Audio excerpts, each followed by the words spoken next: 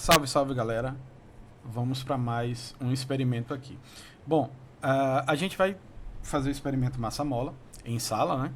E para isso daí a gente está preparando esse videozinho que vai facilitar vocês tanto fazer o experimento em sala, quanto vocês ajudar vocês a fazerem o tratamento de dados, certo? Esse experimento a gente vai calcular pela lei de Hooke o comportamento da mola. Então a gente está supondo que a mola tem um comportamento típico de uma mola de Hooke, que é uma dependência linear entre a massa pendurada e a distensão, a elongação da mola, a variação do comprimento da mola, certo? E aí, para isso, a gente vai usar essa réguazinha daqui, certo?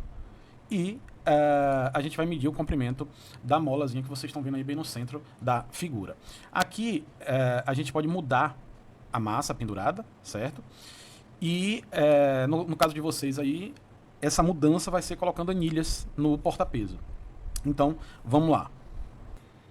Vamos fazer, então, essa medida do comprimento da mola. Já achamos o início da mola, já colocamos o zero da régua com o início da mola, e aí vamos proceder às medidas, certo? Não. Antes a gente precisa entender direito qual régua a gente está usando e qual o desvio avaliado que a gente vai usar para estimar os desvios, entre aspas, os erros que a gente comete em cada medida, certo? Bom, essa régua aí está aparecendo que ela é uma régua centimetrada. Vamos assumir que ela é uma régua milimetrada, ou seja, a menor divisão dela é 1 milímetro. Então, esse 10 que aparece aqui são 10 milímetros, 1 centímetro, 20 milímetros, 20 centímetros e por aí vai, certo? Por que eu estou fazendo isso? Pode ter sido um errozinho no momento que eles configuraram a página, ou pode ser simplesmente que eles optaram por botar essa régua aí como se fosse centimetrada. Mas não vem ao caso. Quando a gente está fazendo as medidas lá, quando a gente está medindo um bloquinho que está em repouso, bonitinho lá, que a gente coloca a régua em cima, a gente consegue avaliar de forma razoavelmente fácil metade da menor divisão, ou seja, de meio em meio milímetro.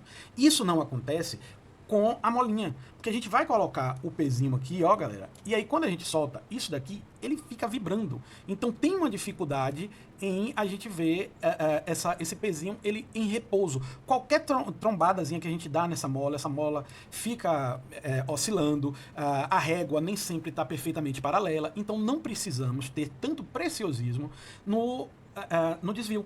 Então a gente vai colocar esse desvio como 1 milímetro. Como a gente está escrevendo tudo em centímetro, então transformando para centímetro, 0,1 centímetros. E esse daí é o nosso desvio avaliado. Lembrando da importância do desvio avaliado. O desvio avaliado é a menor medida que você pode fazer. E toda medida que você fizer é múltiplo desse desvio avaliado. Então a gente precisa fazer ele antes de medir. Você vai tirar o desvio avaliado, vai avaliar, né? Qual é esse limite do instrumental, qual é o desvio avaliado, e aí só depois você faz a primeira medida. Então vamos lá, vamos fazer a primeira medida. A primeira medida é o comprimento natural da mola, a mola sem nenhuma massa pendurada nela. O que é que a gente vai ter então? Se não tem massa nenhuma pendurada, é essa linhazinha azul. Se vocês pararem para ver no aplicativozinho, essa linha azul é o comprimento natural da mola. E aí a gente vai fazer a medida. Essa medida é 46 milímetros. 46 milímetros, que equivale a 4,6 centímetros, e a gente anota aqui, 4,6 centímetros. Pronto. Essa é a nossa primeira medida. De agora em diante, o que a gente precisa fazer é ir colocando pezinhos, massinhas penduradas na mola, e a cada acréscimo de uma massinha, a gente vai medindo o ponto. Se vocês quiserem, vocês podem colocar o primeiro ponto como sendo massa igual a 0, x igual a 4,6, e aí, depois a gente preenche a terceira coluna. Vamos colocar aqui a menor massa que é possível aqui. No experimento, vocês têm que prestar bastante atenção no roteiro e na indicação dos professores que estiverem dando aula para vocês, certo? Porque em alguns momentos a gente usa massas iniciais menores que 50. Aqui o menor valor é 50, então a gente vai utilizar ele.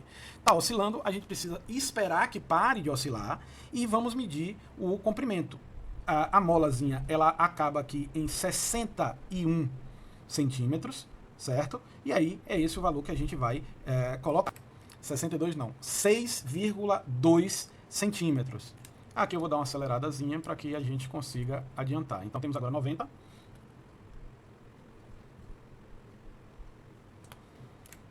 Então, galera, com a magia da edição, estamos aqui com todas as medidas feitas. Então, fizemos essas medidas e achamos o comprimento da mola para vários pesos. O que a gente vai fazer agora é achar a diferença entre o comprimento natural e quanto essa mola atinge quando tem um determinado peso pendurado nela. Então, o que é que a gente vai fazer? A gente vai apenas subtrair. Se vocês olharem na terceira coluna, o que a gente tem é justamente x menos x0, também dado em centímetros. Então, a primeira não conta, né? Porque é zero. A diferença do comprimento natural ao comprimento natural é zero. A gente já esperava. E, magicamente,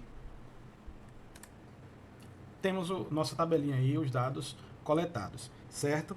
Então, essa é a primeira parte, mas antes, vamos consertar um errinho aqui. Perceba que a medida eu fiz errado.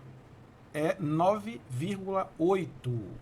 A medida é 9,8. 9,8, então a diferença vai dar 5,2. Vou consertar isso. Medida consertada, então a gente vai seguir aqui mostrando que dá para fazer essa medida de uma outra forma. O que a gente quer na realidade é tirar quanto essa mola, medir quanto essa mola esticou. Então, consequentemente, a gente pode fazer isso. A gente pode pegar a régua e colocar no tamanho natural dela. Uma vez ajustada aqui a régua, né? Bom, vamos tirar os pesos para a gente ver o que é que acontece aqui. Bom, então, essa linha azul, a distânciazinha entre a dobra da mola e esse ponto azul é o comprimento natural dela. Então, ela só vai esticar a partir da linha azul. Então, se a gente colocar um peso aí agora, esse peso vai ser responsável por essa mola esticar. Pronto, esticou aí. Se você for fazer essa medida aí, o que é que a gente tem? Ela desceu 16 milímetros, 1,6 centímetros. Quando a gente olha lá, ó, quando a gente tem 50 gramas pendurado, a gente tem que a mola estica 1,6 centímetros. Consequentemente, a medida está aí correta. Aí vamos só para a última, certo? A última é 159 gramas. Então vamos lá, botando aqui 159 gramas, a gente vai ter...